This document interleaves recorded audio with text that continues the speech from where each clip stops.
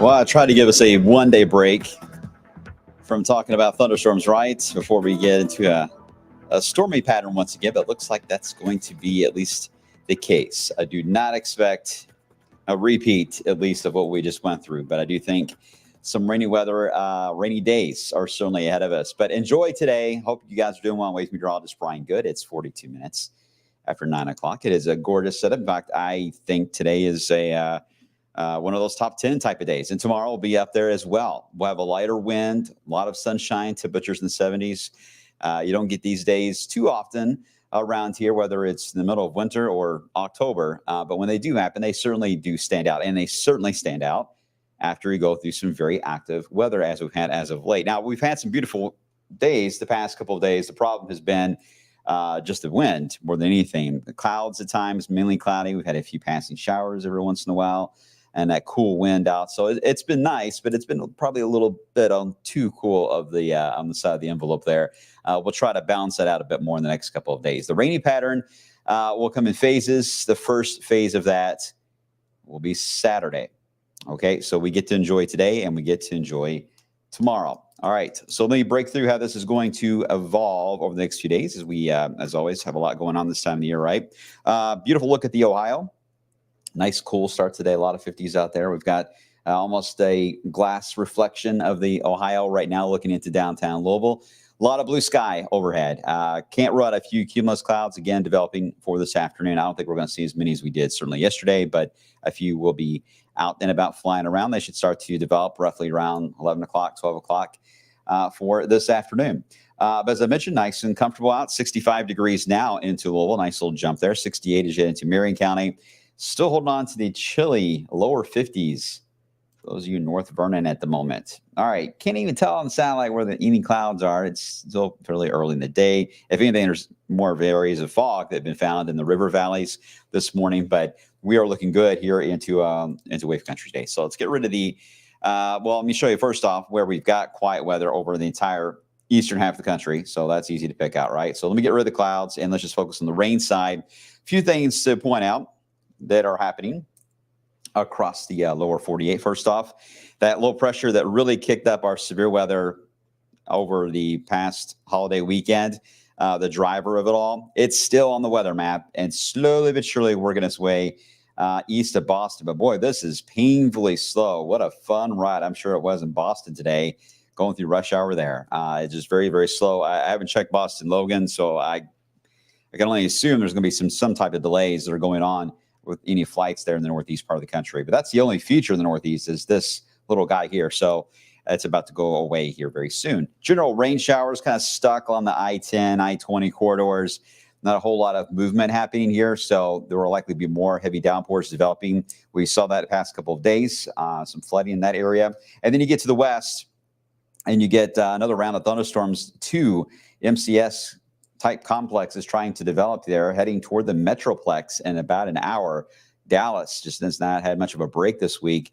Really started over the holiday with thunderstorms and large hail, and they're at it again with more rounds of storms for today. And the reason for that is the moisture feed is heading straight from the Gulf of Mexico right into Canada. You can actually see it on the radar. It is a flat terrain, so moisture can really feed all the way into Canada when that's kind of a setup. And it's the reason why it's normally considered Tornado Alley, just because of how that moisture feed can really travel long distances from the Gulf versus it can do that here into Wave Country. It just rarely goes due north into our area. I got the right configuration for that. And there's a lot of theories right now being done, some very valid, on the ocean temps, especially in the Gulf of Mexico, being so warm right now. That has been leading to so many heavy rain events here as of late. And of course, the severe weather. I think in Clearwater Beach, Tampa Bay area, water temperature there is at 90. That is normal for about late September or maybe October. You may get to that kind of level, but in May, that is unusual, quite unusual. Even in the Carolinas, temperatures running way above normal for the ocean. So that is, we're still expecting a very busy hurricane season. Hurricane season officially starts on Saturday, goes all the way to November 30th. We'll see how it plays out. But already signs, though, that the Gulf has influenced our severe weather this season and likely will be a case again for at least a bit longer until we can get kind of the pattern to shake up. Things are not going to change in dramatic fashion. They just keep repeating, it seems like, to be the case there. All right, high pressure is our friend, the big blue H. Keeping things nice and quiet for us. The key on this high is once we get into Saturday and Sunday, the high will scoot far enough to the east to allow the clockwise flow that is around it right now, again, being pulled all the way up to the north, will eventually get pulled right into the Ohio River Valley. Now, it'll aim, just because of the way the flow is around a high being clockwise, it will aim first into Indiana. So the curl round will come in from the Gulf into Arkansas, then it'll feed rounds of rain first into Indiana, and then eventually that will get pushed a little more into Kentucky. So most of our rain that we'll have over the weekend, especially and perhaps even parts of next week, will be coming in from the west-southwest because of the direction, not due south to north, up 65 there. That'll take a bit of time for that to happen. But still, it will be going over the Gulf of Mexico, which means there will be a risk for some heavy rainfall. In fact, severe risk today is going to be on the front range where that flow is going straight up the Gulf. Stays there overall tomorrow, generally there on Saturday. But on Saturday, notice we get a little bit more of that angled of the return flow showing up, starting to bend a little more toward Kentucky. And you really get the signal when it comes to the flash flooding potential, which has now been expanded to include everyone in wave country. It was only a part of our area yesterday. They've expanded it out to where a good chunk of the Ohio River Valley. And again, following that angle that I just showed you of the return flow, that's the reason why, because we're going to get any band of rain that can develop. Will likely train itself, go over the same areas. There's not a lot of forward push to get it from west to east. So we're just going to be stuck in this repeating setup of rounds of rain. Now, there's a good and bad to that. Bad, obviously, being flash flooding and some higher rain totals. The good is that it's very difficult to get severe weather in this kind of a setup because you're so cloudy and stormy and rainy. You don't build a lot of cape. For storm fuel, you'll have some, so that'll be likely enough to get some thunder and lightning certainly involved in this. But to get severe weather is going to be a little tougher to have happen in a setup like this, with repeated rounds of rain taking place. Okay, and it's a good thing too, because the amount of wind energy that is showing up on Saturday, if we were to have had fuel involved in the setup on Saturday, I think this would be a much bigger ordeal in severe weather. But if the data is not there, then we don't have to worry about it, right? So far, I have not seen any CAPE that has been developing to get to that level of concern. We'll watch it. It's Thursday. Sometimes CAPE can build as you get a little closer in time, but right now, I am not seeing any signal for that, which is good, right? All right, so let me walk you through this. We'll start with the, actually, let me go to a different model here. Hold on. Let me switch over to this one. There we go. This is going to be a bit short range for us. All right, rest of today, I mentioned quiet, temperatures in the 70s, no worries there. Tonight will be a cool night, 50s and 40s for overnight lows, but still a decent looking day tomorrow. The only difference tomorrow, we are going to have more high clouds that will begin to stream in ahead of this return flow of moisture coming back into play. So you'll notice some higher clouds flying over at times. Should be a really nice sunset for tomorrow night. So overall, no problems today, no problems tomorrow. Saturday morning, I think is fine. No problems there. Saturday, 12 noon, I don't see any issues. But after 12 noon, we've got the slow pressure. It's going to help bring in the southwest flow and help bring in that tail of moisture in the area. It will throw at least one wave of rain at us in the afternoon hours on Saturday. How much of that will survive? That's a good question. If these bands, here's the center of it here, back towards St. Louis. If some of these bands feed out too far away from the main low back in Missouri, they will fall apart rapidly. They need support to maintain themselves, so they have to stay close to the low to keep providing for a decent rainfall. Otherwise, they get too far ahead, and you may get some green blips or a line of green blips heading toward you Saturday afternoon, but you'll notice they may be weakening or disintegrating. And notice here's the storm fuel. There's some on the southeast side of it, but not a widespread corridor. So the rain chance, I think, is certainly there for Saturday afternoon. We'll start to see it increase. If we don't see it then we certainly will as we get into Saturday night. In fact, that's when I think we'll get some of the heavier downpours that will take place. Some thunderstorms, yes, there will be some lightning and thunder. But again, this is a training setup. The low is heading north and east, but it cannot get this section, this front here, it just will not move very much at all. The high that is, and I will always say is our friend, high pressure to our east, is not a hurry to leave. It moves just enough to get us into that return flow. And we're getting low pressures that are moving into St. Louis, into the Ohio Valley again, that have not been around for a while here, or at least for a few days. But now we're going to get stuck in between the two. And because of that, you're going to end up with this tail of moisture that will come alive at times with rounds of rainfall. It will not rain the entire time. It'll run out of gas. It'll use up all that red that you see there, the fuel. Once it uses it up, it'll start to fade. Showers decrease, may stay cloudy, and then you'll try to regenerate it again when you get more sun onto the idea.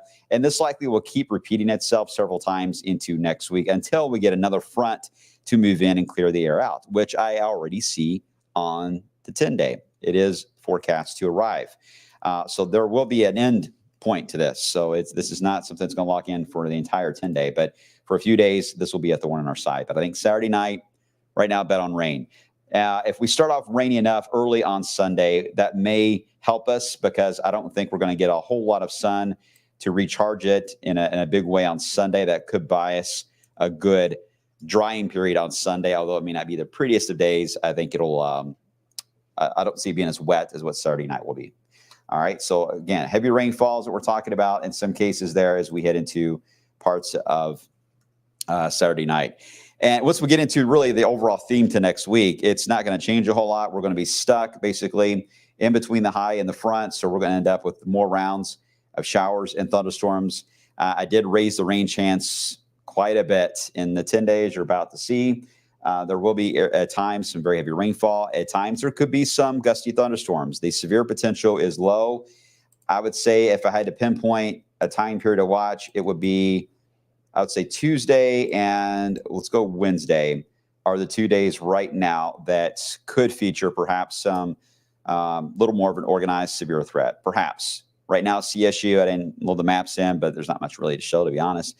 CSU is quite low. SIPS is a little more elevated on severe weather. The analogs are. But in general, I don't see anything alarming on the signal on it. But it is certainly a pattern that can feature some severe weather, so I can't say no. I think overall, the bigger story will then be the push the jet will have. It'll dive down. And just like we're seeing and have seen as of late, another deep low pressure will drop down into the eastern United States, allowing for another cool pocket of air next weekend. And breezy too, quite a bit of wind for about a 3 to 4 day window. So here's the 10-day as it stacks up now. We'll go with 70. This is tomorrow's 10-day. It is. Okay. So we start at tomorrow. You got 79 for the high. There's the weekend rain chance. 60 goes up to 80% Saturday night. Rain chance on Sunday. If we can stay cloudy and rainy enough early in the day on Sunday, that may give us a quieter afternoon. So the rain chance is a bit lower. Same with Monday. There will be some triggers around, but nothing outstanding. So therefore, we have a chance to get into the mid 80s. And then the rain chances spike again Tuesday and Wednesday with rounds of showers, thunderstorms, perhaps peaking at some point Wednesday night when the actual front moves in and early on Thursday. And then we'll drop the temperatures down. I'll go with lower 70s for next weekend. Some of the data actually is coming in with 60s for highs at night and even some 40s that try to come back into play. Can you believe that? So another cool pocket of air. So no 90s. I mean, we can get well into the 80s, but it's going to be so humid. It's going to be very difficult to get much higher than that. But some warm overnight lows. I think the city of Louisville especially will spend 2 or 3 nights in the 70s for lows. So much different than what we've got now. So there you go. Any questions I can ask? Adam, severe storms or rain, which would you rather? Me? Well, it depends. My yard floods a lot, so I'm not sure. How about snow? That's my answer, Adam. Snow. Travis. Hey, Travis, where you been? All right. Is La Nina good for winter here? Yes. On average, it can be. Michelle, looking for alert days? Not at this point. If there's anything, there's more of an alert day concern that would probably pop up on flooding than there would be on severe weather right now. So we got some time on that one. Tiffany, is this more severe weather? Could be in isolated cases, but again, the wind fields are not to the level of what we witnessed with the last few rounds of severe weather. So the outbreak potential is quite low. But we're getting into that time of the year where you're going to get typical thunderstorms in the mix where we can get severe thunderstorm warnings. It can happen at any point in the afternoon on clusters of thunderstorms. It's just that time of the year. We're not going to get out of that for a long time here, guys. So that I can't rule out. And even though it's not showing up, it's just the way the weather pattern works in the Ohio Valley. But I'm referring to, and I'm sure that's what your question is about, is organized severe, your bigger severe events where you got watch boxes that come out and everyone gets a little more worked up, right? There's no sign of that, but your isolated severe, yes. I think, again, heavy rain blobs and clusters will be some of the bigger issues coming into play. Yeah, Travis is back. So that means it's going to snow. Travis is back. All right. Let's see. Shonda, any guesses on June 21st? Well, I know summer will begin. That's about it. I don't know much about it. The 21st yet, that far out. The severe signal did try to increase toward the 21st, but it also seemed a little higher around the 26th or so too. So a little too early. We'll be watching it. Brad, what was the days listed for possible flooding? Right now, I'm just going to go with Saturday night is the only short-term period. I can't really tell you much more than that in the longer term until we get a better idea of where thunderstorms and complexes will form and develop. So too hard to tell in the long term. But Saturday night, we're at least close enough now that I'm seeing where, again, the highs east, lows to the west, the front stuck. It's a training effect here Saturday night, where these downpours just basically repeat themselves. So Saturday night's my concern for flooding right now. And got to keep in mind, the ground has been saturated, obviously, as of late, so it won't take much to get the flash flood status, although we've had several dry days here. So that does take the guidance, we call it flash flood guidance, and it's designed for specific areas of the country, including the wave country. Certain areas have different thresholds than others. Now, we used to be able to display that. Unfortunately, that data was taken away. I guess it was about a year ago. It was no longer accessible directly from our TV graphics side of things. But we used to be able to display it, which is really nice. But I can tell you roughly, I would say about 1.25 inches seems to be about the limit and about a 6-hour window. If we were to get to that kind of an amount, which is possible, then we could run into flash flooding. Kentucky more at risk of that than Indiana will be. That is fairly certain on that idea. I'll be in flip-flop there. Graham, Crusade for Children is coming up on Saturday. Yeah, absolutely. Everyone knows all the intersections we let up with all of our fire departments and volunteers. I'm hoping that it will get better, but if there's any kind of good news here, Graham, is it looks like anything during the daytime Saturday is going to be probably some light showers that'll be thrown at us. The heaviest of thunderstorm or flash flooding potential that can develop those downpours looks to be a nighttime event. And I think most of Sunday may end up okay. We may start off rainy, but we may be better into Sunday afternoon. So overall for the Crusade, I don't think it's as bad as what it could be. So that's good. Tiffany, can we have a spring or summer with the weather not trying to kill us? I understand. We don't even know. And we're still looking at data to try to gather what July and August would trend like. I mean, certainly when you get into a very busy hurricane season, you're going to develop a hot pattern for the southeast corner of the country. The question will be, will we have a lot of fronts to come into the area? Is this pattern going to keep repeating itself even when the hurricane season ramps up? If so, that could cause some of the hurricanes and tropical systems to recurve, but it also can make them go more west if we get a lot of fronts. So that would put more of the western Gulf of Mexico and the Yucatan more at risk, or even Florida if they have the front angle just right. So we could still have cold fronts move in while the hurricane season is going on. But typically when you get an active hurricane season, we end up being hotter than normal. So we'll see if that is the case. All right, I'll leave it here. Last one, Todd. I kind of answered this, I think, but is it going to feel like summer consistently? Falmer. I like that, Falmer. You know what? Ryan and Hoke and I were talking about this yesterday. We've had a very wet spring, so everything is very lush, the vegetation out there. So we already know that the stage is set for a very humid summer, and that means it's going to be tough to get a lot of 93 plus degree days unless we dry out substantially. That's going to be tough. It's going to be a lot of 90, 92, 93 degree type of days. And the heat index, though, could be easily at 100 or higher this summer if this pattern stays like this and stays relatively wet. That will be the summer theme. And that's where I mean by hotter than normal summer, what we've been compared to. I'm not speaking in terms of the actual thermometer getting to 106 to near record levels. I'm referring to the idea that overnight lows will have a tough time dropping below, in some cases, below 75 at times this summer. And then we got highs again around 90 in the afternoon. That's going to really skew the overall temperature for the summer on the hotter side or warmer side. Our energy costs are going to go up. AC is going to be running night and day. It's just going to be a lot of sweating out there, right? If you're a big fan of that, great. If you have a pool, you're in better shape. You're going to be popular this summer. All right. I'll leave it at that for now, guys. Again, enjoy today. I don't want to be a complete bummer here on the extended, but enjoy today. Enjoy tomorrow. I just want to make sure you guys had a heads up how Saturday is looking. Okay. Saturday daytime, shower chance, Saturday night. Rounds of rain, some of that locally heavy. We'll need to watch that Saturday night, and then a more scattered look Sunday, and then off and on storms. Fairly stormy start in general for the first half of next week. And then we get the cool down yet again. All right, take care, guys. I will see you all coming up on midday.